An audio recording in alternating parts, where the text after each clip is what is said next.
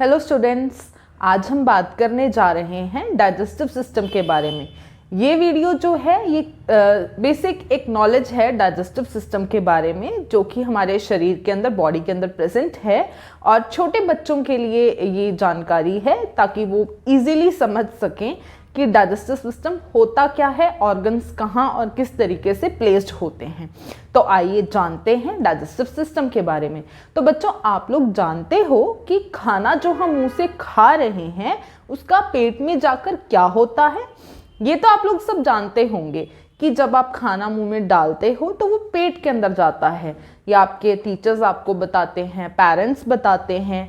पर क्या आपको पता है कि उस खाने का पेट के अंदर जाके क्या होता है?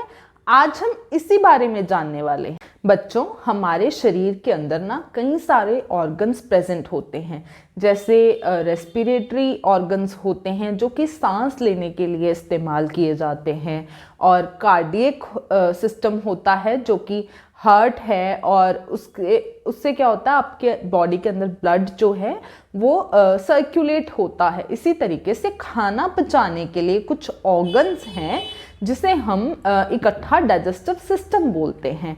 अब बच्चों, ये डाइजेस्टिव सिस्टम जो है ये काम कैसे करता है और कहाँ होता है, सबसे पहले हम जानेंगे कि किस तरीके से ऑर्गन्स जो हैं इस सिस्टम में रखे गए हैं।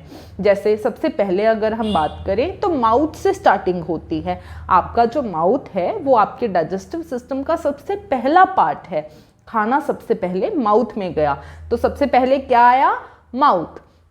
माउथ से खाना नीचे जाएगा, गले से होकर यहाँ तक हमारे ईसोफेगस प्रेजेंट होती है। ईसोफेगस एक ऐसी सिलेंड्रिकल पाइप है। सिलेंडर समझते हैं आप सब, जिसको शेप्स की नॉलेज है वो अच्छे से समझेगा कि सिलेंड्रिकल पाइप है जिसके अंदर से वो खाना नीचे गिर जाता है। अब वो खाना जाता कहाँ है?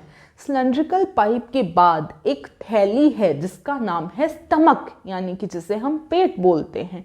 खाना उसके अंदर जाएगा। आपने माउथ से अपने टीथ्स की हेल्प से उसको ब्रेक डाउन किया था ना, छोटा छोटा किया था, तो सेम काम जाके स्टमक के अंदर होगा। स्टमक के अंदर खाना और छोटा हो जाएगा, बिल्कुल पतला हो जाएगा।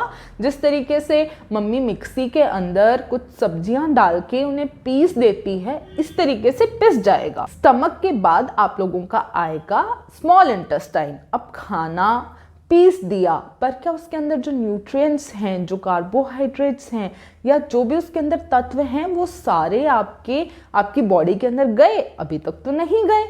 तो वो खाना जब स्मॉल इंटेस्टाइन के अंदर चला जाएगा, वहाँ जाके उसके जितने न्यूट्रिएंट्स हैं, मिनरल्स हैं, या जो भी चीज़ें उसके अंदर प्रेजेंट हैं, जो आप पहले पढ़ चुके हैं, कार्बोहाइड्रेट्स होते हैं, मिनरल्स होते हैं, न्यूट्रिएंट्स होते हैं, वो सारे वहाँ अब्जॉर्ब किए जाते हैं। यानी कि आपकी जो इंटेस्टाइन है, जो उसमें से रखने वाली चीज़ है, वो सारी रख लेती है, और जो खाना वेस्ट है वो आगे बढ़ता चला जाएगा। आप लोगों को पता है स्मॉल इंटेस्टाइन कितनी बड़ी है?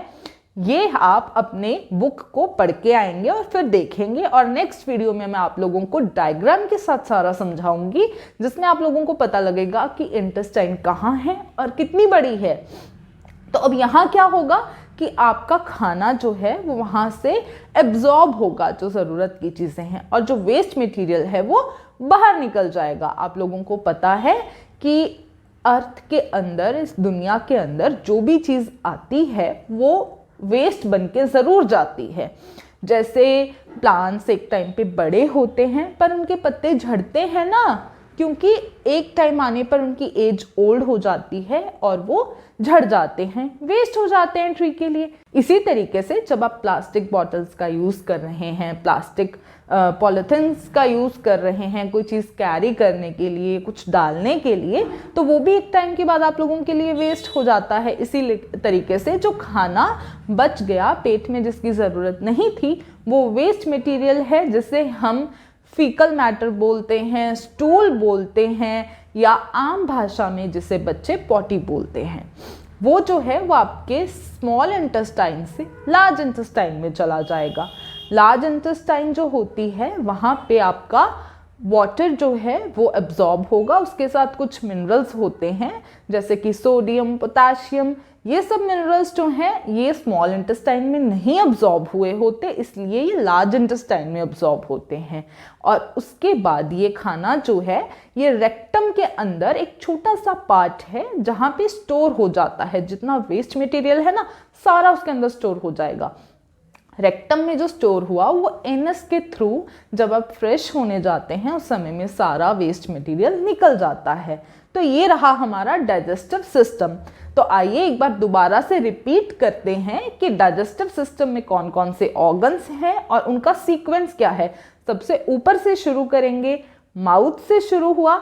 सबसे पहला माउथ, फिर ईसोफेगस जिसमें से खाना जा रहा था, जहाँ पे खाना पिस जाता है, और उसके बाद वो जाता है स्मॉल इंटेस्टाइन में जहाँ पे अब्जॉर्प्शन होती है। उसके बाद वो जाता है लार्ज इंटेस्टाइन में जहाँ पे वाटर और मिनरल्स की अब्जॉर्प्शन होती है। उसके बाद वो रेक्टम में स्टोर होता है और एनस से वो बाहर निकल जाता है। तो सीक्वेंस क्या हुआ? Mouth, oesophagus, stomach, small intestine, large intestine, rectum, anus. ये जो हमने डाइजेस्टिव सिस्टम की बात आज की है ये एक बेसिक नॉलेज है कि छोटे बच्चों के लिए, जिन लोगों को ऑर्गन्स का सीक्वेंस याद नहीं होता उनके लिए। इसके बाद हम थोड़े ऊपर के लेवल की बात करेंगे कि ये किस तरीके से आपके शरीर पे होते हैं। मैं आपको पूरा ड्रॉ करके दिखाऊंगी जिससे आपको और क्लियर हो जाएगा कि डाइजेस्टिव सिस्टम आपके शरीर के अंदर कहाँ और कैसे रखा है। बच्चों, उसके बाद मैं आपको ये भी बताऊंगी कि पूरे डाइजेस्टिव सिस्टम का काम क्या होता है। तो आप मेरे चैनल को सब्सक्राइब ज़रूर करें, वीडियोस को लाइक कमेंट करते रहें और आगे आने वाली वीडियोस के थ्रू नॉलेज जो है गेन करते रहें। कुछ वीडियोस में मैं इनकी बेसिक नॉलेज दूंगी, कुछ वीडियोस में बताऊंगी कि इनकी एनाटॉमी क्या है, कुछ में इनकी फिजियोलॉजी डिस्कस करेंगे और इसी तरीके से आप लोग जल्दी जल्दी ये सब चीज़ें लर्न करते चले जाओगे। Thank you.